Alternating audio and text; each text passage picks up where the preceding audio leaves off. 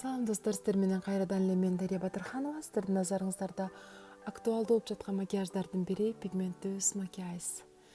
Эгерде сиздерге бул макияж кызык болсо, анда мен менен чогуу калыңыздар. Албетте мен макияжды каш жасагандан баштаймын. Моделимдин кашын мен 8 ай мурун перманент макияжын жасап берген болчумун. Ошондуктан мага бүгүн каш жасалгалоо кыйынчылыкты жаратпайт. Анткени бизде кашыбызда перманент формасын жоготпой 2 жыл бою сакталат. Сууга түшсөк да, тердесек да кашыбыз өчүп калбайт. Эгерде сиздерге перманент кызык болсо, сөзсүз түрдө ой пикириңиздерди калтырыңыздар. Мен албетте бул боюнча толук маалымат берип өтөмүн сиздерге. Азыр мен форма даяр болгондуктан бир гана боек менен боеп алдым да кашыбыз даана көрүнүп туруу үчүн консилерди колдондум. Айтмакчы, биз макияжыбыз кооз чыгышы үчүн жана кашыбыз сонун көрүнүп туруш үчүн хайлайтерди коюуну унутпашыбыз керек. Бизде смоки айстын негизги түптөөчүсү бул калем. Калеми сөзсүз түрдө жумшак жана бат кургай турган болуусу абзел. Калемди коюп алып эле биз дароо жайып чыгууга өтөбүз. Жайып алып эле биз кара боек менен жайылган калемдин жээгине жеткирбестен сөзсүз түрдө фиксациялап чыгабыз. Азыр өзүңүздөр видеодон көрөсүздөр. Мынакей. Андан соң эле биз макияжды лошондон L21 заманбап саркеч түсү менен улантабыз. Лошондун негизи боекторунун текстурасы аябай сонун, укмуш жайылат жана растушевка аябай сонун болот. Жана түстөр бири-бирине оңой кошулат. Албетте биз макияжды өчүрмөйүнчө макияжыбыз жок болуп кетпейт. Мына өзүңүздөр байкап турасыздар, мен 3 бурчтуу сыяктуу жайып жатамын. Кааласак тоголото жайып чыксак болот. Эми ал биздин табитибизге жараша болот. Мисалы үчүн акыркы күндөрдө бизде трендке айланып бара жатат дал ушундай жайуу.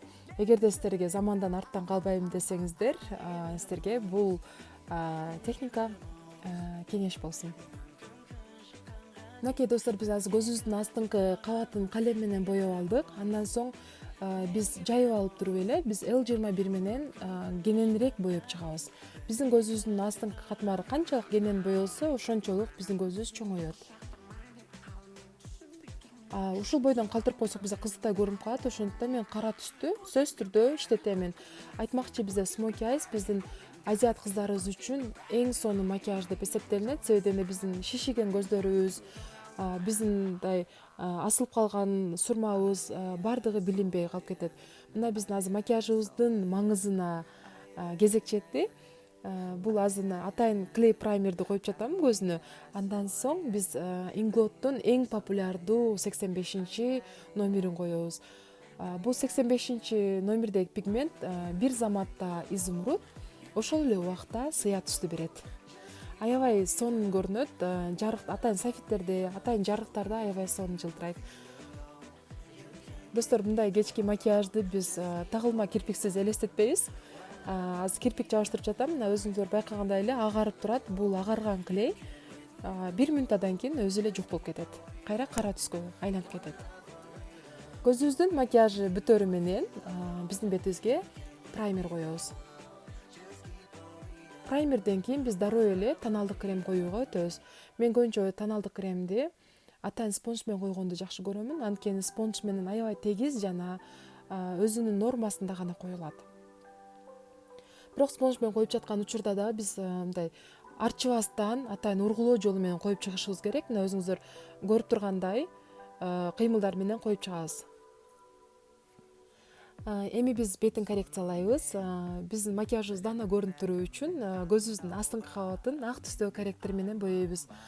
Андан соң биз мурдубуздун так ортосун жана пешенебизди дал ушул корректор менен боеп алабыз. Эми биз күрөң түстүн жардамы менен бетибизди коррекциялоого өтөбүз.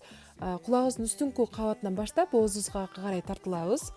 Андан соң биздин чачыбыз өскөн жактан баштап пешенелерибиздин эки чекесин күрөң түстөгү корректор менен коррекциялап чыгабыз. Мурдубуз кырдуу көрүнүү үчүн бир сыра сызып алып туруп, колубуз менен билинер билинбес кылып жайып чыгабыз.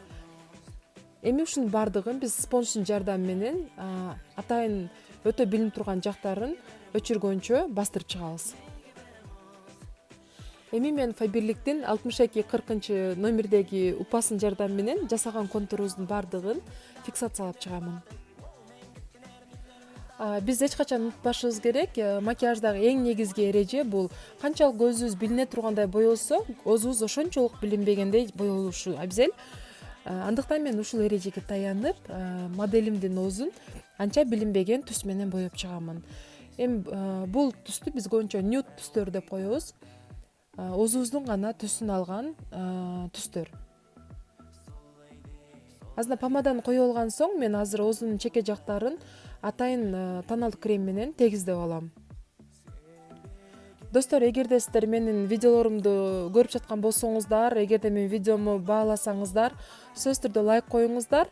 Эгерде ушундай видеолорду дагы күтсөңүздөр, комментарий жазыңыздар жана менин каналыма жазууну унутпаңыздар. Сиздер менен мен Дарья Батырханова болдум. Көрүшкөнгө чейин саламатта калыңыздар.